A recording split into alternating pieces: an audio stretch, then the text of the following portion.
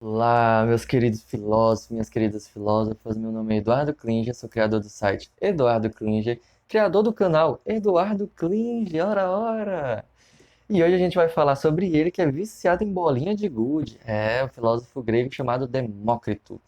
Mas, antes de começarmos, se inscreve no canal, dá o seu like e compartilha esse vídeo com seus amigos, que a sua contribuição é muito importante para a continuidade desse curso e de outros assuntos posteriormente, né? Então vamos ao que interessa. Demócrito, o viciado em bolinha de gude. O Demócrito, ele nasceu ali na Grécia em 460 a.C. Viveu pra caralho, inclusive, né? Morreu com 90 anos. Porra, tá aí, gostaria de viver tudo isso também. Como eu vivo falando, né, na série desses vídeos, é uma característica bem comum para os filósofos da época. Ele trabalhou em diversas áreas, como epistemologia, matemática, astronomia, metafísica, geografia, ética e física. Ou seja, o cara não ficava quieto, né? Ele discutia tudo que podia. Ele vai influenciar diversos outros filósofos, entre eles os principais seriam Parmênides, que a gente vai falar depois dele, inclusive, a gente vai falar sobre Parmênides. E só, o restante eu vou deixar para falar em outros momentos, quando eu tiver mais tempo livre, né? E os influenciados, ou melhor, ele sofreu influência de Parmênides, que Demócrito era discípulo de Parmênides, e ele influenciou Epicuro, que vai criar o epicurismo, e o Lucrécio também, outro filósofo muito importante, mas que eu vou ter que falar em outro momento. Vamos lá, o que interessa. Por que eu digo que ele é o viciado em bolinha de gude? Deixa eu só ajeitar aqui um pouquinho, só pra... Olá, meninas, tudo bom? Então, vamos lá. Por que eu digo que ele é viciado em bolinha de gude? É só uma brincadeira com a principal ideia dele, que eu lembro que quando eu estava no nono ano do ensino fundamental, eu vi isso no livro, eu fiquei de queixo caído. Vamos lá de novo. Lembra que o cara tá mais ou menos ali uns 400... Pronto, bota lá, 390, uns 390, 410 antes de Cristo. Beleza. Olha a ideia que o cara cria. Preste atenção que não é pouca coisa não. Aqui o cara é foda. Se tu tinha Tales de Mileto que vai criar noções como... Valha, é o vento, ó. Foi falado Parmênides, o vento já empurrou a porta. Se tu tem na Grécia Antiga o Tales de Mileto descrevendo a... Qual foi a genialidade que ele fez? Pô, não vou lembrar. Enfim, se tu tem lá o Tales de Mileto com a questão da água, tu tem o... Oh, meu Deus, o nome do cara eu esqueci agora. Enfim, se tu tem o Pitágoras com a ideia da... com noções de órbita, com a ideia de que a Terra é esférica, com... Tu tem o Euclides, que vai calcular a circunferência da Terra errando por apenas 4 centímetros. Tu tem o Demócrito com a teoria do atomismo. Exatamente, a ideia do átomo. A ideia do Demócrito era basicamente de que toda... que... Vamos lá, eu vou ter que explicar do começo. O Aristóteles ele dizia que o raciocínio que criou Demócrito e Leucipo para afirmar a existência do átomo foi a seguinte: o movimento pressupõe o vazio, ou seja, se essa caneta vem até aqui, é porque há uma distância vazia entre elas, entre as duas mãos para a caneta poder percorrer.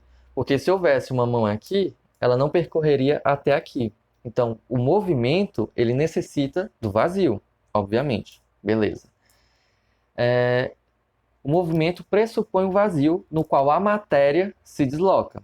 Mas se a matéria se dividisse em partes sempre menores, infinitamente no vazio, ela não teria consistência, nada poderia se formar porque nada poderia surgir da diluição sempre cada vez mais infinitamente profunda da matéria do vazio.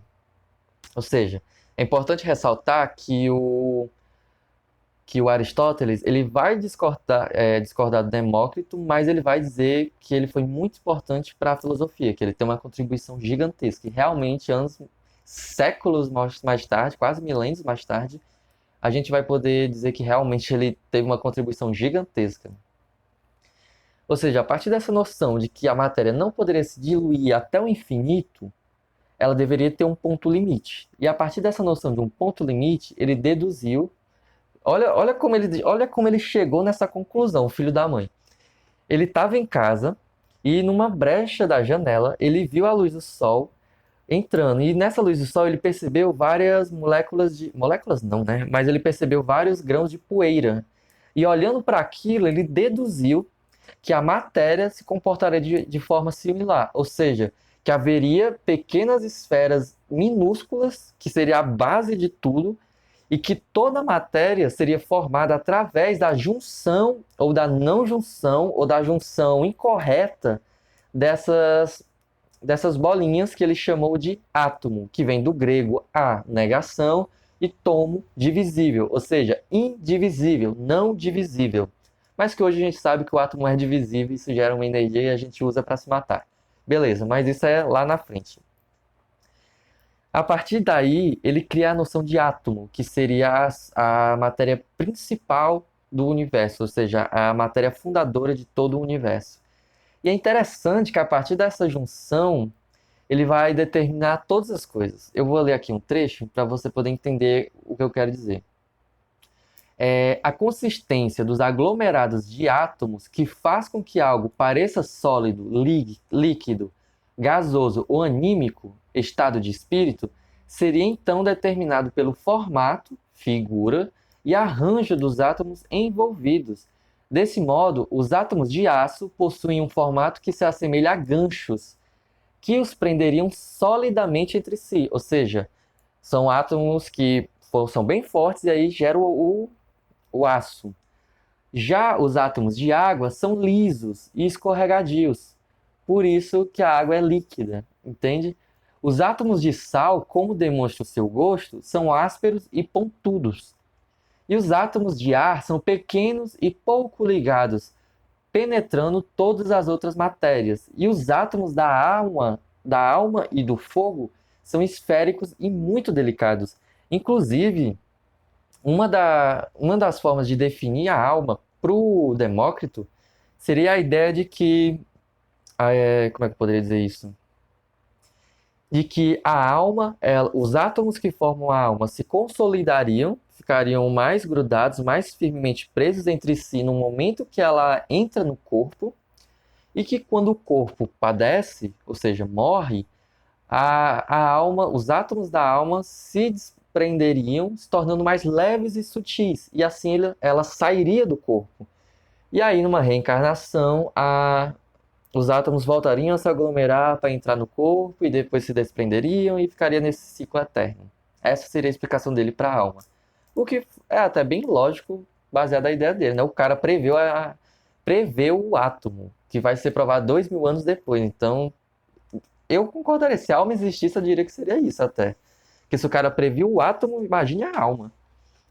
Mas enfim, vamos lá.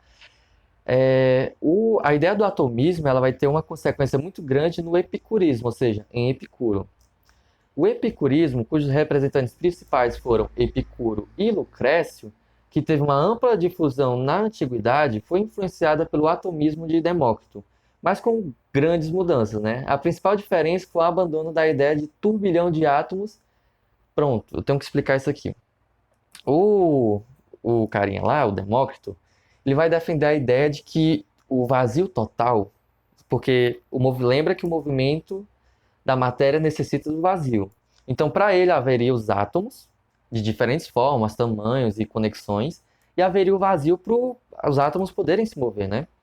E aí ele vai dizer a ideia do turbilhão, que tá tudo girando caoticamente para lá e para cá, bagunçado, uma bagunça total, e aí esse seria o turbilhão dos átomos. Coisa que o epicurismo vai negar e vai afirmar que os átomos possuem peso e que por isso os átomos percorrem linhas retilíneas paralelas. Ou seja, se para o Demócrito a ideia era que tudo estava um turbilhão caótico, para o epicurismo o átomo basicamente cairia em linha reta porque ele teria peso e ele ficaria nisso. Só que haveria, cadê aqui? Ele cairia tal como objetos em queda livre. Ocasionalmente, cada átomo exibe espontaneamente um desvio mínimo da linha reta, indeterminado e imprevisível. Desvio esse chamado de clinamen. Cliname. I don't speak Greek. Foi mal, galera. E aí esse desvio mínimo é que explicaria o choque de encontro entre os átomos. Então vamos lá.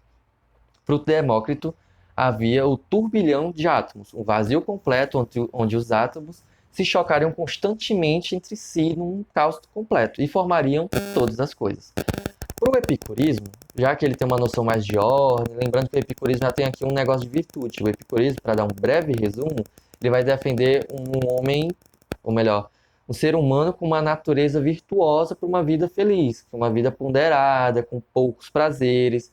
Vai ter o helenismo que vai defender o prazer extremo, que a vida do ser humano se resume à busca total pelo prazer. O epicurismo vai defender um prazer mediado, equilibrado. Não é para buscar muito prazer, mas para ficar levemente no prazer, sabe? Prazer em coisas mínimas. E aí, com essa noção de ordem que vem através dessa relação com o prazer, eles vão mudar a ideia do turbilhão para o clinamen, sei lá, esse cara aí de asa. Vamos mudar para essa palavrinha aí, que seria que os átomos cairiam em linha reta, um em paralelo ao outro, mas que de vez em quando eles mudariam de sentido às vezes. E aí eles se chocariam, e esses choques é que criariam toda a realidade.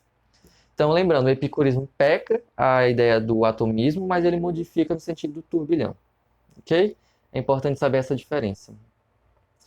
Ah, e uma curiosidade que eu achei interessante é que o Demócrito era conhecido na Idade Medieval como o filósofo que ri.